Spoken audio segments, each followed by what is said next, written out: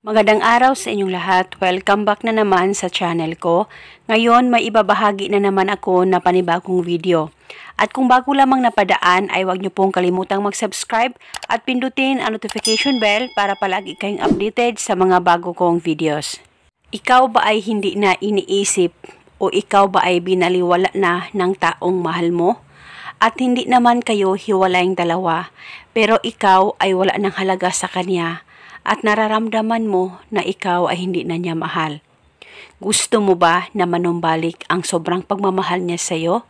At kahit nasaan man siya ngayon, ay siya ay mababalisa at hindi mapapakali sa kakaisip sa iyo, nang sa ganon ikaw ay maisipan niyang kontakin at dahan-dahang manumbalik ang pagmamahal niya sa iyo. Kaya kung gusto mo na ikaw ay maalala niya at siya ay mababalisa at hindi mapapakali sa kakaisip sa iyo, ay gawin mo itong ritual na ituturo ko. Dapat palaging buo ang loob at tiwala mo na gawin ito. At gawin ito sa mabuting paraan at huwag abusuhin.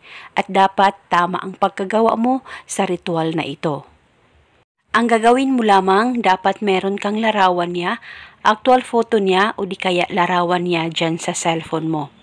At pagkatapos, hawakan mo ang cellphone mo habang tinititigan mo ang larawan niya, pakaisipin mo siya ng maigi at habang ikaw ay nakatitig sa larawan niya, ay ibulong mo ang spell na ito. Pangalan at apelido, ikaw ay mababalisa at hindi mapapakali sa kakaisip sa akin kahit nasaan ka man naroon ngayon.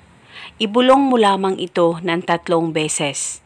At pagkatapos, halikan mo lamang ng 1 beses ang larawan niya dyan sa cellphone mo o di kaya actual photo niya na ginamit mo sa ritual.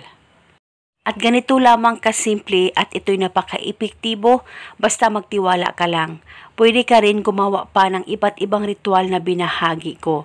At gawin itong ritual 1 beses sa isang araw sa kahit na anong oras na gusto mo, basta paglaanan mo lamang ito ng ilang minuto. At gawin itong ritual hanggang kailan mo gusto, at kung naging okay na kayong dalawa ng mahal mo, ay pwede mo nang ihinto ang ritual. At eto muna sa ngayon, maraming salamat po sa panunood. May God bless us all.